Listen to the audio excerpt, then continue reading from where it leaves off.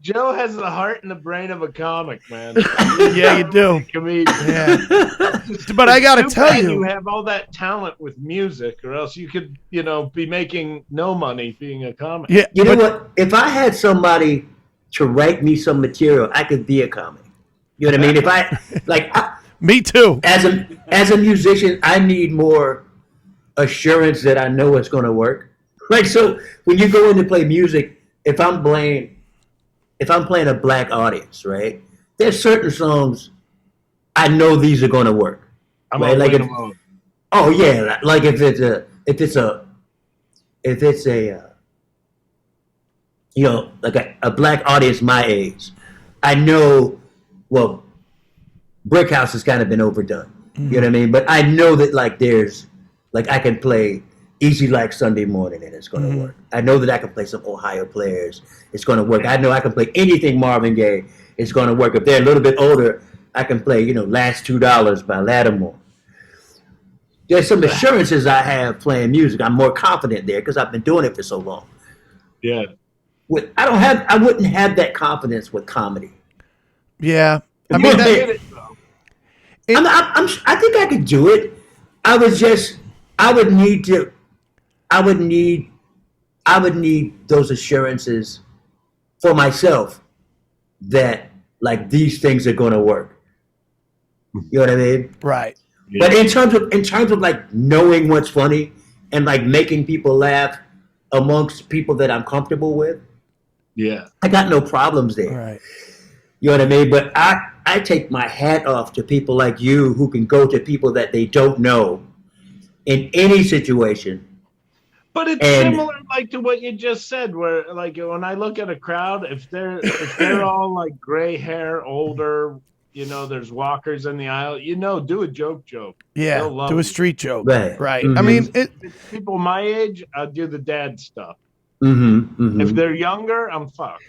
Yeah. I mean, I actually have done shows where I'll start a bit and I'll go, man, they're not feeling this. Mm-hmm. And I'll get out of that bit and go into a whole different bit and to get them there. But that takes years of having enough material to know what works and why it works. And that is so much like music. Yeah. That is so much like music. You go in and you go, this is hitting them way too hard. Yeah. Hitting them way too hard. These people are not feeling the funk. Dee dee dee dee dee dee dee dee. Right. And then take them all records off the shelf. Oh, we got them. It's we got them. It's funny. I was at a wedding on Saturday night, and everybody, it was they were around 30. The people got married, so there's 20-year-olds, and the minute the DJ, and I can't stand DJs at weddings, but it's another story for another time. Don't get me started on that. Bring me in on that one. But the minute we could talk for hours. The minute the DJ started playing, I saw her standing there by the Beatles. Everybody jumped up, and I was like, that song is 60 years old. Yep. Like, you know what I mean? 60, and everybody knew it. Little kids knew it. I couldn't believe. I just thought that's amazing to transcend time like that. Yeah, when I do talks with students, every now and then somebody go, I want them to speak to my elementary school, and I'm like, what do I say to these elementary kids, right? How do you motivate kindergartners or first graders? And a lot of times, to get their attention because you're playing at assembly and kids are coming in talking. I was one of those kids. I was always the talker. Imagine that. No. But a lot of times I'll start playing the music to Michael Jackson's Man in the Mirror. Right. Right? Good one. Now, what did Michael Jackson die? 10 years ago or something? Yeah. I mean, and, Michael Jackson is older than me. Like, I'm 61 and Michael was probably 65 or something. Yeah.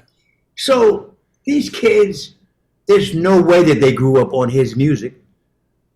But there's always a bunch of them that start singing. People know Michael Jackson. The question that I get the most from young students is not, have I met Prince, not have I met Elvis, not have I met whomever it is. Have you ever met Michael Jackson? Yeah. Is the question I get the most. He just transcends time. Not like the song I Saw Her Standing There. Right. Transcends time. All right, now you got to answer the question. What's that? Have you ever met What's Michael Jackson? I've never met Michael Jackson. Can I answer Never. it? I did. Did you really? Yeah. Michael? Yes, Uh-oh. I did. You got to tell the circumstances now. I was working at FAO Schwartz in the city, it's the toy store back in the late '80s, early '90s, and he walked in, and it was 3 days before Christmas, so we were packed. The place went berserk. I mean, Mark, I think I've told this before, and they had to sneak up. They had to push him into like a back room because everybody. There's 2 floors. Everybody, and I'm on the upper floor. Everybody on the upper floor is now against the door of this room yelling, "We want Michael. We want Michael." There was one woman who was running around the store picking up gifts because it was like she was smart enough to go, "This is the perfect time. Nobody's shopping." And it was Tracy Ullman. You know Tracy Ullman? Yeah. And my job there was to show games. I would play games with kids. The point was they weren't selling the game, so they wanted someone who was fun to play the game, so the kid will go, "I want this game." Meanwhile, the game probably usually sucked. So Tracy's daughter comes over and plays the game with me, and she says to her, "Mommy, I want this game." And I look at Tracy and I nod like, you don't want this game. She doesn't want this game. So Tracy goes, "Why don't we look at something over there?" The daughter runs away. Now, meanwhile, there's pandemonium going on over here. And Tracy goes, "Thanks for helping me out." I go, "No problem." I go, "I just want to let you know, I know who you are." And she goes, "Well, I'm glad somebody recognized me." So I get home.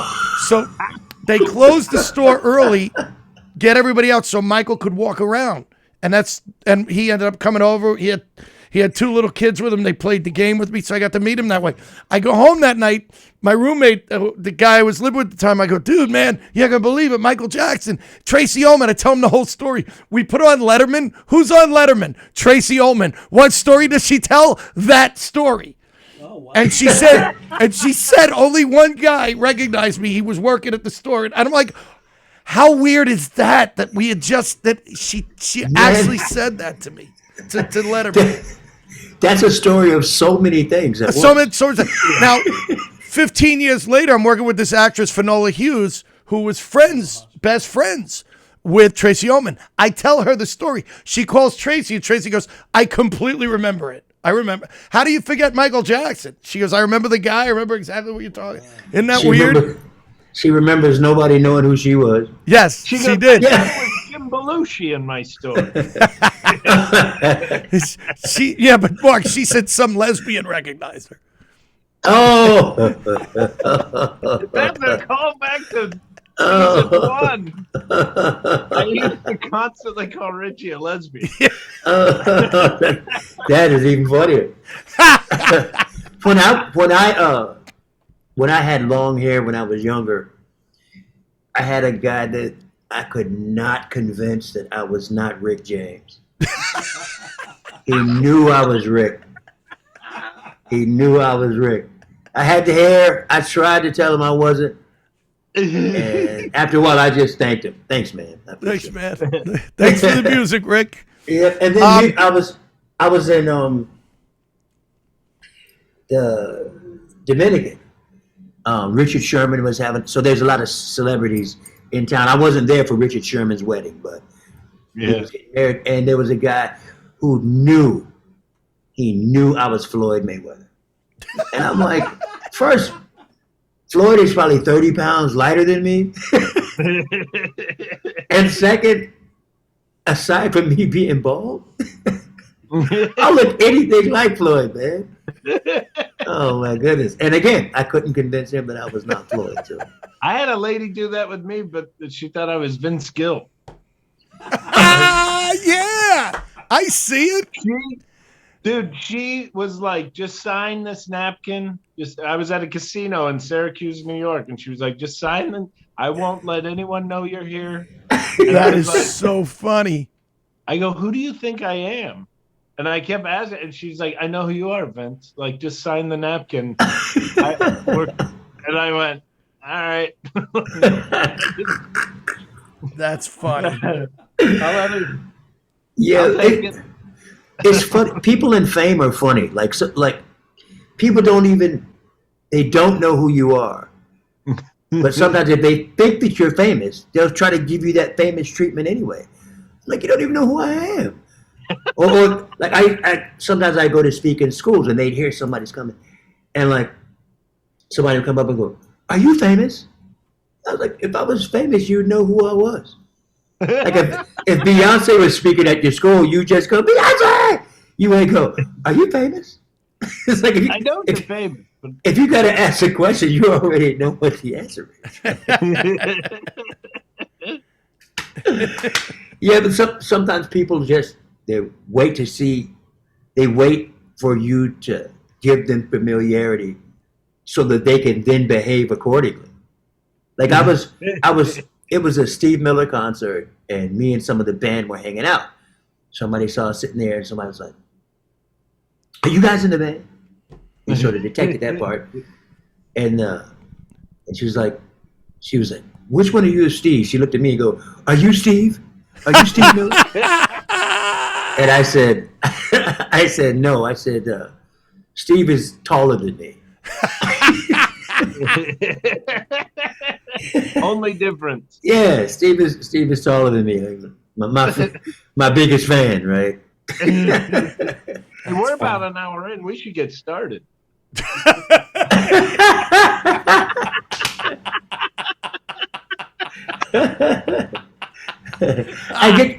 I get the feeling if we did 10 more of these, they'd go just like this. Yep. They'd go like somewhere where you didn't plan on them going, you know? No, it's Joe, I got to tell you, that story about your high school was one of the best stories we've ever had on this show. Yeah. The idea it's named after a plantation, but the music is named after you guys. It's just the music hall is right. To this day, if you go in at the top of the music hall, there's a plaque up there that says Wooten Music Hall. Wow. And when you walk past the choir room, there's this plaque that has all 5 of our pictures on there and the years that we graduated the high school. Wow. So that's awesome. And there's in that story is a model for hope in the direction that we're headed in. If we let it go that way, if we don't stop on the fact that it was named after a plantation and all what that means. And can I ask a question? Do you think a lot of people still know it was named after a plantation, or do you think I don't. No, me neither. I don't. I would think no, and I would think that it's cooler you and your brothers, because you could have gone, until this school gets a new name, we don't want our name on it. You didn't do that. You didn't make it. You didn't take a bad situation and make it worse. You tried to make it worse. Better. I have a phrase that I use all the time, like when I'm talking to my wife and talking to different people, is that you do your best to give people a chance to be better. Wow. Right? Yeah. Like the school. Yeah, you give them a chance to be better. And the school, that was the time that they were in, right? That was a time. It wasn't just my high school that did that. That was the South. That was, you know, Jim Crow was the law. You know, that was Virginia's trying to remember and preserve its legacy in the Confederacy. You know, I understand that, right? And so, you know, the school and the city is emerging out of it. Like some of the schools, there were plenty of schools in Newport News school district that had, you know, names that come out of the Confederacy. Right? Everything is named that. Like Sedgefield Elementary. Sedgefield was one of Jefferson Davis's favorite plantations. To go to Denby High School, you either had to come from Sedgefield Elementary or Lee Hall Elementary, which is named after Robert E. Lee. Right? Lots of Virginia is a tribute to the old Confederacy. But but the people that went to Denby High School, you know, wound up taking the school and what it was founded off of forward. The coach of the Pittsburgh Steelers, Mike Tomlin, graduated from my high school. He graduated probably a decade after I did, maybe 8 years or something, in the latter part of the 80s. I graduated in 79. But he's from Denby High School. Lots of, there's lots. Allen Iverson came from the same school district, not my high school, but the same school district. Michael Vick came from the school district. They used to play each other in high school back in Newport News. So, we're getting there, right? You're getting there, and I try to give situations, people a chance to be better.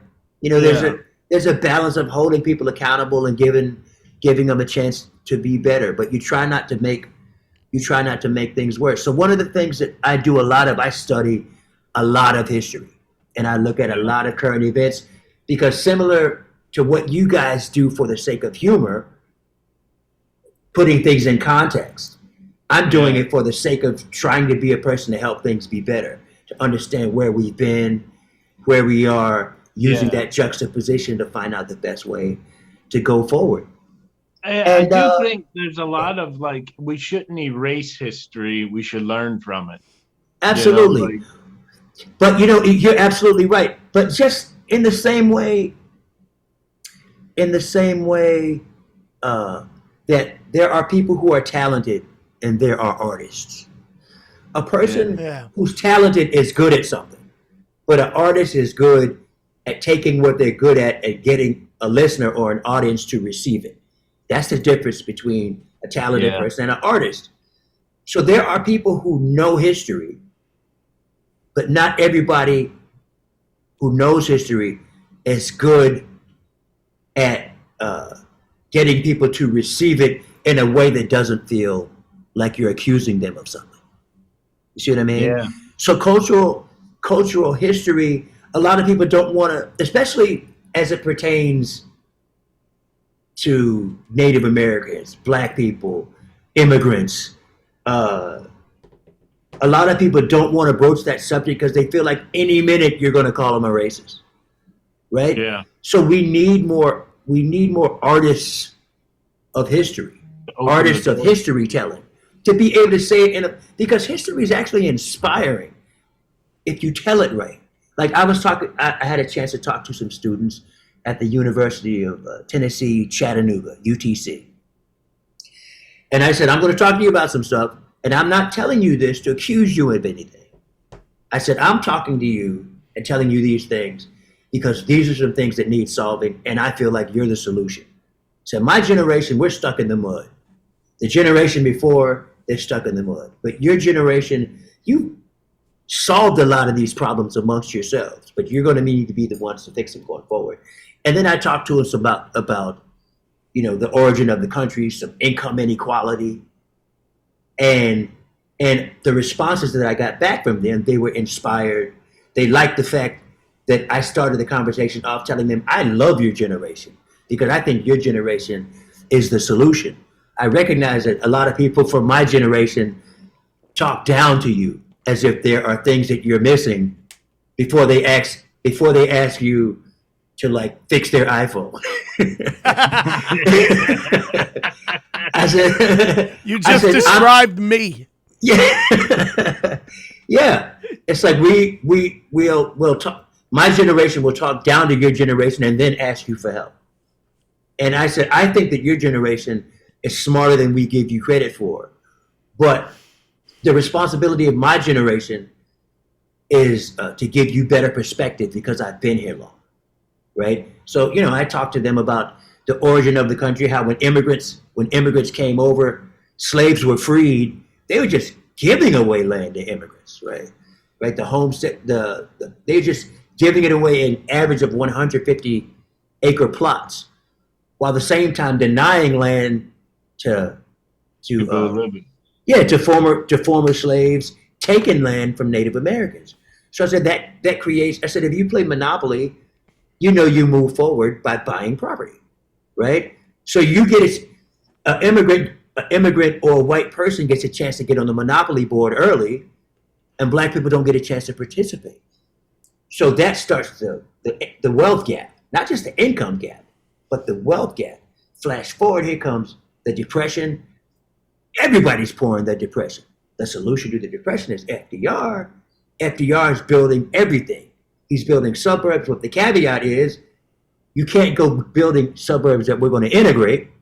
You can build them, but black people aren't allowed to live there. Once again, white people get a chance to buy property. They're on the monopoly board.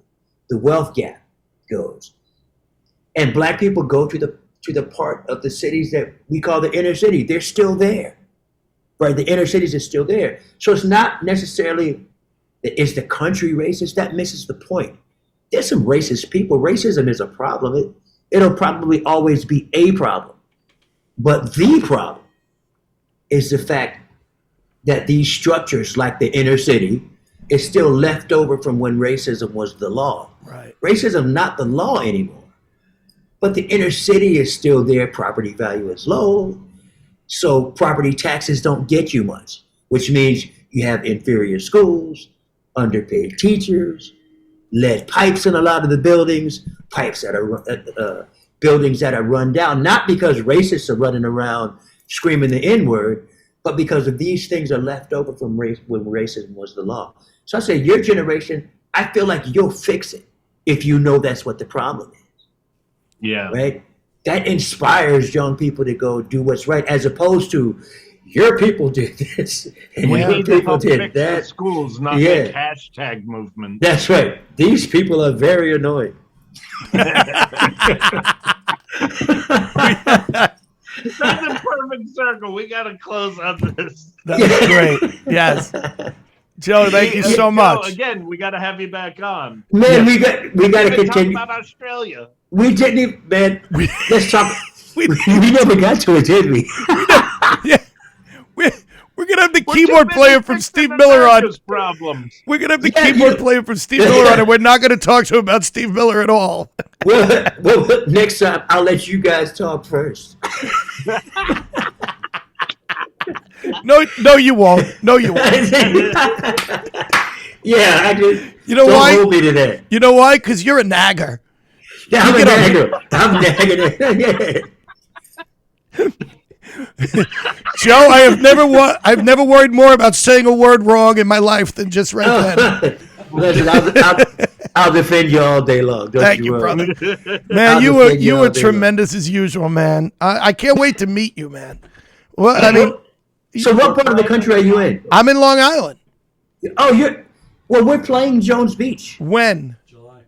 July. I heard something. that. I'll find out. Let me see what I can do. Yeah, if maybe we could get together. I would love to. Yeah, that would be awesome. Come live in the studio. We'll get everybody in the studio. Come to the studio. We're right here. I would love to. Then, all right, then if I start talking too much, you can just tap me on the shoulder. We'll make it work. Thank you so much. Man, I appreciate it. The concert, we got in a great discussion. He missed the show. He's out at Jones Beach going, where's the keyboards? Yeah, you see me in the audience. I'm making a point. I love it, man. Yeah, man. Well, listen, I enjoy this every time. I look forward to the next one. Let me know. You got it, man. Absolutely. And I promise we'll talk about something else. He says no, we won't. Talk about anything. I love it. That's straight jokes and storytelling. I appreciate it, man. Definitely happy. We got to do the opening. We didn't do we didn't open. So we didn't open. Right. Let's just set that up right now, Mark. Take it. Folks, welcome to Drinks, Jokes, and Storytelling. I'm your host, Mark Riccadonna, and with me as always, Richie Byrne. We actually recorded this after the podcast because we just got in such a good conversation that we didn't want to stop it to start the show. So, folks, enjoy Joseph Wooten. That is funny. Thank you so much, Joe. My wife will get a kick out of that. That was probably my favorite interview of all time. Well, I appreciate it, and truthfully, that's what life is supposed to be, man. We talk and we get better. Yeah. I would rather spend an hour talking like how we just did, spend an hour doing that than if we were just telling jokes and doing whatever, because I really feel like hopefully other people see it as opening some people's eyes. I hope so. I feel like I also learned a lot, and it was funny, and we're laughing. And yeah, it was great. So which one of you guys has a joke? Who has one? Richie's the king. Well, I heard one the other day. I heard one the other day. Old man goes to the doctor, gets all the tests. Doctor says, "All right, I have some bad news. You have high blood pressure and short-term memory loss." And the old man says, "Well, at least I don't have high blood pressure."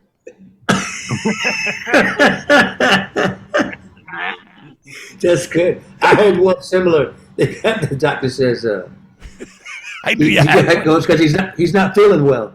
He goes to the doctor, and the doctor says, "Well, I got good news and bad news." He says, "Well, give me the bad news first." He says, "You don't have long to live." The guy's like, "Oh no."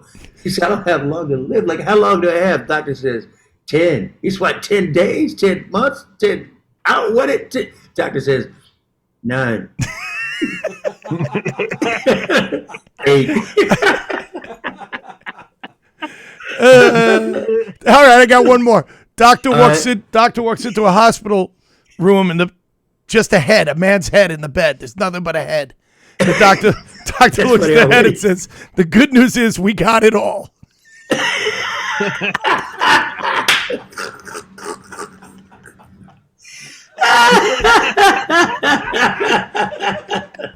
Oh shoot! All right, I know I'm going to use that one. Did you write that one? No, I didn't write that. I saw it in a magazine. I just made me laugh so hard. So did you write this was in the Do the Right Thing movie. No, this was it's in the movie where Denzel Washington. It's a Spike Lee movie. Denzel Washington is playing the trumpet player, whatever that was. Mo Better Blues. Mo Better Blues. This is in Mo Better Blues. So Robin Harris is the comedian. Mm-hmm. And he's telling a joke. Yeah, who doesn't love Will Ferrell? So he's telling a joke, and the joke fades out as the scene changes. So I went back and rewound the movie just so I could hear the joke. So the joke was, there's a guy has a terrible stuttering problem. And so he's so bad he goes to the doctor. The doctor says, "Well, you know, that bad stuttering problem, we're going to need to give you a full exam." So he tells him to go over and get undressed. The guy gets undressed, and, he's got this big old long Johnson, big old long, big Johnson. The doctor said, "I can see what your problem is." He said, "Your Johnson is so heavy, it's weighing down on your vocal cords, and it's giving you that bad stuttering problem." He said, "Unfortunately, all we can do is probably take away about a little over half of it, and that should relieve the pressure on your vocal cords. You shouldn't have that problem." So the guy was, he's trying to say, okay, right? So doctor tells him, to come back in a couple of days. So they come back and they prep him, put him on there, they do the surgery, and the guy wakes up, comes back in a couple of days, and the doctor says, tell me how it goes. So the guy comes back and says, "Doctor, I love my new speaking voice." He says, "But I got to tell you, my wife, she really misses that extra length." And the doctor says, "What? Too late now."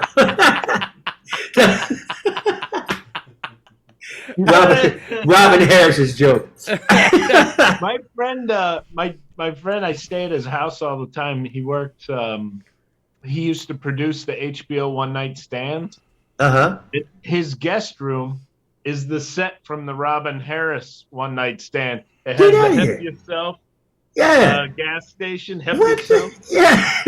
And I walked in the room and I opened it up. I'm like, Robin Harris. Robin Harris. My favorite one.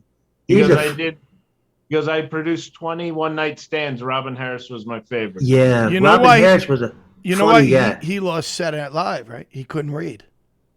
Really? He was supposed to do it instead of Eddie Murphy. Oh. And he couldn't read cue cards. He didn't talk about coming from the streets. Yeah. Wow. Now that is some wow. I think he's pretty much everybody's favorite. Bebe's Kids and everything. Mm-hmm. Yeah. If you're a comedy connoisseur and Robin Harris isn't on your radar, I kind of have this I I don't Yeah, know. I know what you mean. Know a lot about comedy. Yeah. Him Robin and Harris Jenny are the two that if somebody doesn't mention their names, I'm Mhm. like, you don't really Mhm. know comedy. You only like greatest hits. Yeah. It's like are we still recording? Yeah. Are we still recording? Yeah. Oh, okay. Well, there's some comedians. You want it off? Yeah, I can turn it off. You want me to turn it off? No. You don't have to turn it off. You don't have to turn it off. I can make this point without naming names. But there's some comedians that are super popular. They just don't make me laugh. You know what I mean? Oh. Now, there's a scene here or there that makes me laugh. But there's some that just don't. No. They just don't. Mark doesn't make me laugh. I don't make anyone laugh. You should have been there last night. Well, man, I saw you do some genius work a night where they refused to laugh. There weren't very many people in there to laugh, and the three that were in there refused. They did not want to like me. No, they did not. That's funny. I love when They that did not happens. at all. I love when that happens. That's when I recognize Now it's man, a this battle. guy's Battle. this the battle guy's a is professional. on. You know. Oh, I was gonna say something earlier in the interview when we were talking. You call that an interview? During the monologue. No, Guilty as charged. You were talking about the music and like how you like jazz and you don't want to put it in certain places. I think it was Steve Miller was in an interview and he was talking to, I think it was Steve Miller and Les Paul, which that's his godfather. His godfather, right? Absolutely. And he was in the interview said something about like the guitar players have to almost like dumb down their playing, that they don't play their best stuff because the average person watching the band doesn't want to hear great guitar playing. They want to hear good guitar playing. Yeah. No. That sounds like something Steve would say. And it's a true. I understand what he's saying. What he's saying. It's not so. I don't see it that you have to dumb your playing down. But you want to. You want to play. No. I know what he's saying. But what you do, you don't. I call it not wanting to play over the audience's head. Yeah. Right. I don't want to play with like. Sometimes really good drummers. A good example. Really good drummers have so much control of the time that they can make you lose the beat even though they know what they're doing. Wow, really? Right? Oh, absolutely. Like I have a drummer. I know a drummer, good friend of mine. His name is J.D. Blair. He played with Shania Twain probably for 2 decades. He was the one on the special that had the skinny guy that had the goggles on, and he's playing. And but so the beat, and he would take the beat and just move it over an eighth note, right? So it's the same beat, it's just an eighth note over, and then he put it back, knowing that when he moves it over, you're going to move over with him. And then when he goes back, you're off, right? Which is a fun thing to do. And in jazz, it's a common thing to do, to make people lose the beat and show them what an expert you are with time. But where there's a dance floor involved, right? If people are doing the electric slide, you know, they don't want you to start hiding the beat on them. And a lot of times when jazz players play with me, I'll say, you know, I don't want you to ever make it hard for the audience to do this. And the same thing I think what Steve is saying with guitar playing, you don't want to play so much that the audience doesn't get it. Yeah. Right? That the audience doesn't get it. It's like, I'm sure it's similar in comedy. You don't want to be smarter than the room. Right? Yeah. You don't talk about things that they can't follow you on. Absolutely. Because same thing with me. Yeah. Some people do, and then they get mad when they're not. I don't know why they're not laughing at that. Well, they're not getting it. They're not following your brain track. Right. It's similar sometimes. Dennis Miller's the king of it, of hovering right above everybody. so he can dangle that in your Part face. of the whole thing with music and comedy is to get everybody involved, to have everybody. Absolutely. And if you don't, and people lose sight of that sometimes in comedy. It's like, you could be up there talking about whatever, and if people are going, I don't really care. Then you're right. Lose Yeah, they're not connected with it. Right. If they're not connected, sometimes jazz has that problem in the United States. Like even Miles Davis, one of the premier jazz guys of all time, at the end of his career, started playing popular music, started putting his jazz over popular music. He played Cyndi Lauper's time after time, because he wanted to connect with his audience more. There's a famous story of, I don't know that it's true or not, but I've heard the story told more than once, of, because Les Paul, jazz musician, he and Mary Ford had top tens all over the place. I think the most popular being How High the Moon. And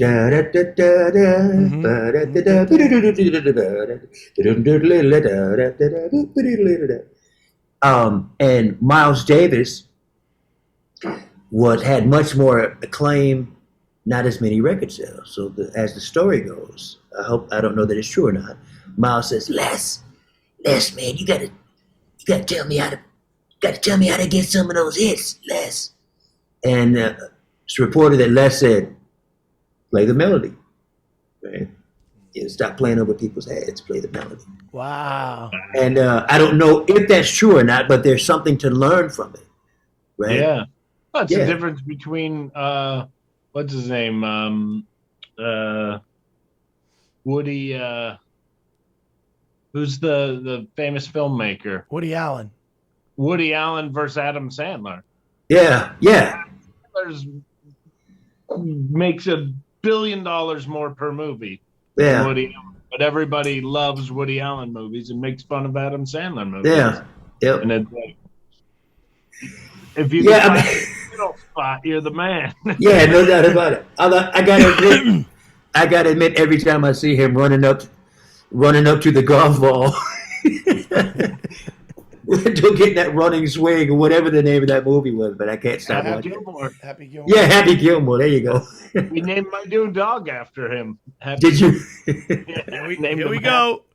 Now Mark's dog. It's another 20 minutes. I'm never gonna get back. Yeah. Did you notice we dropped it today? You making fun of my dog that just died, you prick. Oh, did that drop today? I was very upset when your dog died, but I had to make fun of it because that's what we do. How old was your dog? 17. 7. Wow. What kind of dog was it? Shih Tzu. Yeah, a smaller one. Yeah. I was going to say big dogs don't live that long. Yeah. Happy. Yeah. I don't know what the hell he is. He's a mutt from Oklahoma. He's about this big. Boys, I love you, but I gotta go. All right, man. You guys. Me, on the other hand, I got nothing to do. So. I'll hit us up in a group text and we'll try to get another one. Yes. We'll do another one, man. Thank you so much, Joe. Hey, you're welcome. You guys take care. Take care. Be good, all right. man. Oh, will do. Bye. He's fantastic. Yeah, he really is.